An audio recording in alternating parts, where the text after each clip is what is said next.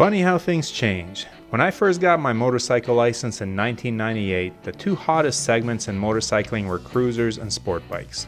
Those were the days when Harley was selling out bikes above MSRP to newly empty nester boomers with disposable incomes, and sport bikes were all the rage. The Ducati 996 was winning races in World Superbike under Carl Fogarty and Troy Corser, and posters of it adorned the walls of every pimple-faced racer wannabe.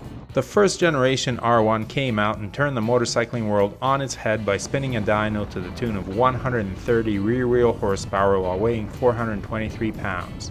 And Suzuki was about to open up a huge can of whoop-ass on all the other manufacturers and push the Japanese speed wars beyond the boiling point with the Hayabusa, which hit an official 194 miles per hour or 312 kilometers per hour in one magazine's test, and nearly brought down the wrath of European nanny states on the motorcycling world.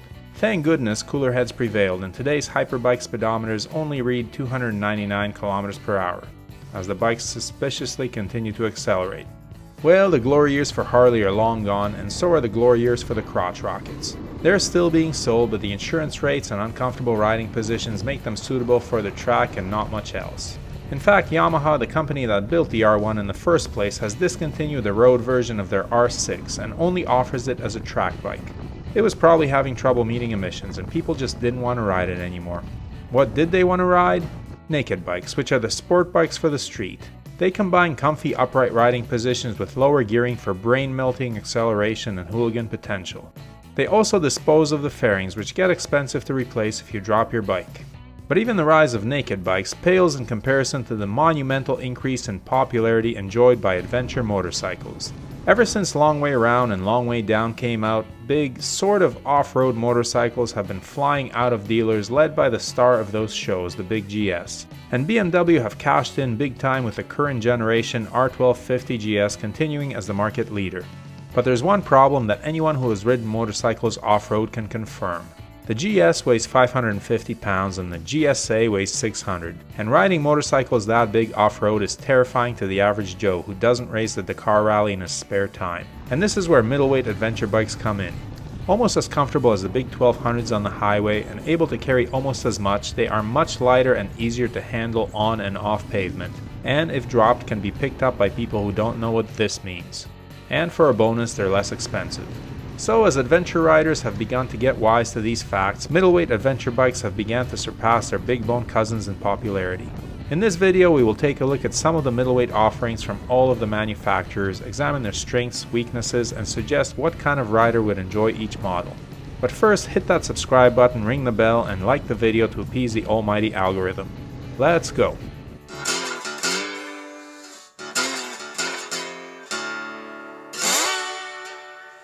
We'll start with the least expensive offerings in the class and proceed to the pricier ones later in the video. What else is not very expensive, however still manages to be quite extensive? Our line of merch on Teespring.com.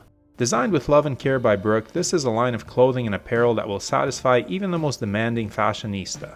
However, I should warn you that you should only click on the links in the description below if you want to look cool. A quick note before anyone starts piping in with questions about why I didn't include this or that bike on the list. I consider the Ducati Multistrada 950, the Versys 650, and the Yamaha Tracers to be sport touring bikes, and so didn't include them because of their 17-inch front wheels. All of these bikes straddle that line between adventure and sport, and I put them on the sports side to keep this video a reasonable length. So the least expensive middleweight adventure bike is the Suzuki V-Strom 650. This bike will cost you $8,800 US, has a punchy V-twin engine with plenty of lumpy character, good weather protection, and the ability to cross continents, and it's light on electronics and heavy on value. It weighs 476 pounds and also has a lowish seat height of 32.9 inches. It's not great off-road, but makes a good long-distance tour with some gravel and dirt road capability at a very attractive price. Who is it for?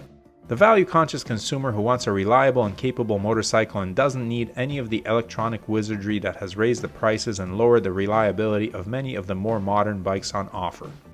Moving up in price slightly but in off-road capability greatly is my personal favorite, the Yamaha Tenere 700. I have plenty to say about this bike since I actually bought one and rode it quite a bit this year, and not gently. At $10,000 US, this bike is very reasonably priced and is the second most off-road capable motorcycle in this class. It has a 21 and 18-inch wheel combination, about 8 inches of suspension travel on both sides, a rather tall seat at 34.4 inches, Yamaha offers lowering options, and a very dirt-oriented riding position. The engine produces about 75 horsepower, which is about the same as the V-Strom, and delivers its power and torque in a linear and predictable fashion from very low down in the rev range. It also has the character and sound of a V-twin despite being a parallel twin because of its offset crank. In addition, this is the lightest bike in class, weighing in at 450 pounds before you start weighing it down with accessories like I did. However, instead of listing specs, let me tell you from personal experience, there is a reason everyone who rides this bike raves about it. It's sublime off-road, making a mediocre rider like me look better than I have any right to look, and it's surprisingly good on pavement as it hustles through twists and turns with poise and enthusiasm. And its final advantage, which applies to both motorcycles mentioned so far, is its Japanese origin, which simply means that changing the oil and lubing the chain will keep it happy and running trouble-free for years. You won't find any electronic aids on the Tenere 700 other than ABS, which can be switched off with the press of one button. But that's what keeps the price down and attracts riders who want that old school experience. As I stated before, this thing is easy to ride, especially off-road. So this is a bike for the value-conscious consumer who wants a motorcycle with serious, for this class anyway, off-road ability. Oh, and it's the best looking adventure bike too, period. Feel free to discuss in the comments. One bike you may argue beats the Tenere in looks is our Italian entry, the Moto Guzzi V85 TT. This is a retro-styled middleweight 850 with a rare transverse air-cooled V-twin. Aside from the engine, it's a thoroughly modern bike with plenty of electronic gadgets and phone connectivity. It's definitely a bike that skews toward road riding but can handle gravel and limited dirt as well. The Guzzi has 80 horsepower and 59 pound-feet of torque, weighs 505 pounds wet, has a low 32.7-inch seat height, and costs 12 G's plain and 13 all-colory. It's a comfortable bike with peppy real-world performance and one feature that no other bike in this class possesses, shaft drive. And let me tell you, not having to clean the chain on your adventure bike is a luxury priced highly among adventure riders. This one is for the rider looking for something different, unique, and retro.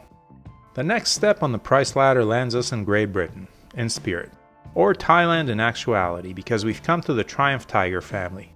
The 900 branded Tigers break down into the off-road rally models and the sporty touring GTs, and Triumph just added the wallet-friendly 850 model, which has most of the 900's goodness and an A2 compliant and value-laden package.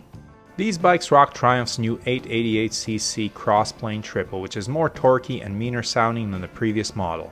It's the same engine in all models, just tuned for less horsepower in the 850. This sporty engine does very well on the road, but isn't as suited to off-road action as some of the twins. Still, the rally models can perform very impressively off pavement because of their high-end suspension and braking components and nanny electronics. This is the choice for the Inseam Challenge Adventurer, as the seats of most models are under 32 inches and even the tallest bikes are only 33.5. The weight, just under 500 pounds full of gas. The price, $12,000 for the 850 and 12.5 and up for the 900s. Way up, because you can spec these bikes out with a lot of goodies, including heated seats. Generally, the Tiger is the sport bike of adventure bikes and is one of the few ADV bikes I would take to a track day. Next is one of the OG bikes in this class, the BMW F850 GS. This bike weighs just over 500 pounds but looks much bigger because its plastic fairing encloses a whole lot of air in order to provide the rider with better wind protection. It's sort of like a fluffy cat, you just don't realize how skinny it is underneath. Like all BMWs, the focus here is on long distance comfort. It manages to be the best at munching miles while being pretty good at everything else. Want a sport ride? It'll do it. Want to ride off-road? No problem, it's got a 21-inch hoop up front. It's not the best at any of these things, but does them competently while keeping you fresh and comfortable. Needless to say, all the electronic goodies are there, it's a BMW after all. It has 90 horsepower, 63 pound-feet of torque, plenty of suspension travel, and it looks like a classic BMW adventure bike, which is either good or bad depending on how badly you want to be Obi-Wan Kenobi. The price is around 13.5 G's, and there is a detuned, more road-oriented model with the same displacement but a 750 badge in case you only want to spend 11. This one is more road-oriented with a smaller front cast aluminum wheel. The Beamers are for the rider who is going for big miles on a bike that can do it all. And so we come to KTM, who have covered their bases in this class by offering their new 890 Adventure in a road-friendly standard trim or the taller and better suspended R model. Prices for these bikes are not yet available, but outgoing 790 models cost $12.5 and $13.5K for the regular and R models respectively. Expect a small upcharge for the new ones. If you're all about that performance, then KTM is your brand, as I hear they're ready to race. These are the bikes that will give you delusions of grandeur as you picture yourself riding them like the KTM factory riders in the promo videos. Please don't unless your hobby is racing the Dakar or doing motocross on the weekends. No hiding the fact that these are the most capable machines in class though, especially the R. While the standard model makes for a great sport touring bike and is still more capable off-road than most of the competition, the R is where it's at, provided you're tall. The seat goes between 34.6 and 35.8 inches. The standard model is a lot more inseam friendly at 32.7 to 33.5. Both bikes are pretty light, weighing about 468 pounds full of fuel, and feel even lighter with the tanks located low at the sides. And you don't need to weigh them down with engine guards because the side tanks have protection already built in, and KTM reps claim they can take a hard hit without catastrophic damage. The two 890s have 100 horsepower, 75 pound-feet of torque, and enough electronics on board to spearhead the next mission to Mars. Off-road, they even know the difference between a wheelie and wheel spin, and can have their traction control dialed to suit your riding style while still saving you from your bad self. The 890R has the best suspension in class and also comes in a rally model that is even better. Line up for the rally early though, as only 700 are going to be built. Their drawbacks? They have a reputation for being high-strung, so if you're into relaxed cruising, look elsewhere. Their looks? They look like Decepticons that got caught in an Orange Crush factory explosion. And then there's reliability. Someone will get on me for ragging on KTM's record here, but all you have to do is go on KTM forums to see that these ain't no Japanese bikes. KTM designs them to perform at the edge of the envelope and have cutting-edge tech, but these cutting-edge electronics seem to be the culprit in a lot of breakdowns and never starts. So who are these bikes for? The advanced rider who wants to push their bike to the limit and who rides with a friend on a Japanese bike in case they need a ride home due to, electronic adventures. Unfair? Maybe. Feel free to have at me in the comments. So that's it. I could have included the regular Africa Twin 1100, not the Adventure Sport, and the Suzuki V-Strom 1050 as they occupy the same price range, but those bikes exist in a kind of limbo between the middleweights and the big adventure bikes, and Honda still hasn't released that long-anticipated Africa Twin 850. Suffice it to say, the Africa Twin is very good and has a fair bit of off-road ability for a 500-pound motorcycle. The Suzuki is more road biased and will make a wonderful touring bike for someone who rides a lot of pavement and a little gravel. Either one will make the rider very happy indeed. One more thing, Aprili is about to release their own take on the Tenere 700 with their Tuareg 660. This thing is based on the RS 660 sport bike and should come at a lightweight with a whack of sophisticated electronics and plenty of off and on-road potential. I hope they keep the price reasonable and the electronics bug-free. If they do that, this thing could sell a lot of units. Oh, and the Kawasaki KLR replacement is hopefully on its way as well. I really hope it drops soon.